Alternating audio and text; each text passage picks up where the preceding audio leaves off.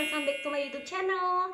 Di video kali ini aku mau menginformasikan ke kalian terkait dengan cara pendaftaran CPNS tahun 2021 dan syarat pendaftaran CPNS tahun 2021. Namun sebelum aku informasikan semua, aku mau sedikit cerita atau curhat ya lebih tepatnya terkait dengan rasa kecewa aku terkait dengan pendaftaran CPNS tahun ini, teman-teman. Kenapa kecewa? Karena pendaftaran tahun ini tuh diundur terus. Bahkan sampai detik ini atau saat ini aku belum mendapatkan informasi resmi kapan untuk CPNS itu akan dibuka. Namun ada informasi yang mengatakan tanggal 30 Juni atau akhir bulan ini nanti akan dibuka. Semoga saja memang benar. Karena tentu kalian tahu jadwal awalnya itu tanggal 30 Mei 2021, kemudian mundur di tanggal 15 Juni, kemudian mundur lagi, belum tahu sampai kapan. Semoga memang benar tanggal 30 Juni ya. Menurut kalian bagaimana tentang CPNS tahun ini? Apakah kalian excited banget atau karena kalian sudah kecewa jadwalnya diundur terus, jadi kalian sudah tidak berminat nih? Langsung saja aku informasikan terkait dengan syarat pendaftaran CPNS tahun 2021. Untuk syaratnya ini aku informasikan secara umum ya teman-teman, karena jika memang aku informasikan secara spesifik tidak bisa. Kalian tahu portalnya belum keluar dan aku tidak bisa menginformasikan itu. Untuk itu yang bisa kalian persiapkan sekarang atau saat ini adalah syarat-syarat yang umum terlebih dahulu ya. Oke, aku informasikan syaratnya, aku bacakan saja ya teman-teman. Nanti takutnya ada yang kelewat atau ada yang salah. Untuk syarat yang pertama, tidak pernah dipidana dengan pidana penjara 2 tahun atau lebih.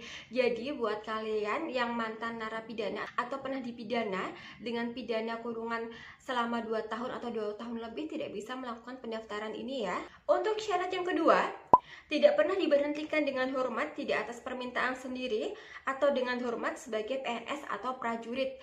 Jadi buat kalian mantan PNS tidak bisa melakukan pendaftaran ini kembali ya. Untuk syarat yang ketiga, tidak pernah diberhentikan dengan tidak hormat sebagai pegawai swasta. Jadi kalau kalian pernah bekerja sebagai pegawai swasta dan kalian pernah diberhentikan dengan tidak hormat, kalian tidak bisa melakukan pendaftaran CPNS ini. Untuk syarat selanjutnya, tidak menjadi anggota parpol atau pengurus partai politik dan tidak terlibat di politik praktis. Jadi untuk anggota parpol dan sejenisnya kalian tidak bisa melakukan pendaftaran CPNS ini. Yang selanjutnya memiliki kualifikasi pendidikan sesuai dengan jabatan yang kalian daftarkan. Sebagai contoh saja teman-teman, ketika kalian melakukan pendaftaran di Kementerian Hukum dan HAM dan kebetulan kalian melakukan pendaftarannya di bagian legalnya, otomatis kalian harus bertitel sarjana hukum. Seperti itu, tidak bisa sarjana ekonomi ya. Untuk syarat yang selanjutnya, kalian harus sehat jasmani dan rohani sesuai jabatan yang kalian lamar. Biasanya di beberapa instansi itu akan membutuhkan atau memerlukan surat keterangan sehat teman-teman. Tapi ada juga yang tidak memerlukan itu. Nanti silakan disesuaikan saja ketika portalnya sudah keluar ya. Dan yang terakhir, bersedia ditempatkan di seluruh wilayah Indonesia.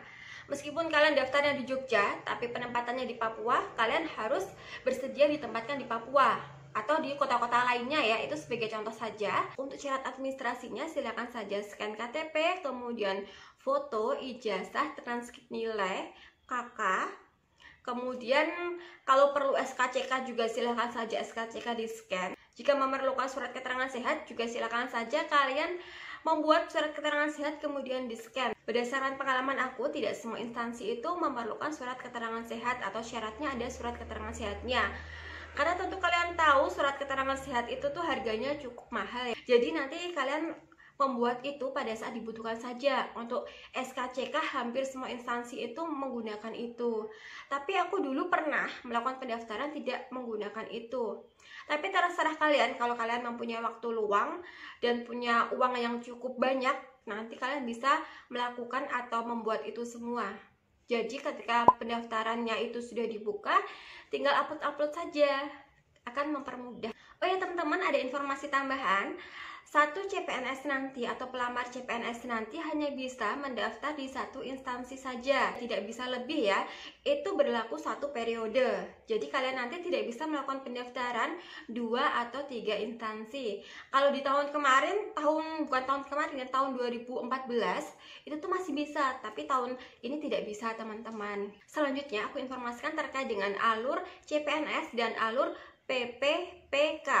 Aku nyebutnya P3K saja ya teman-teman agar lebih mudah.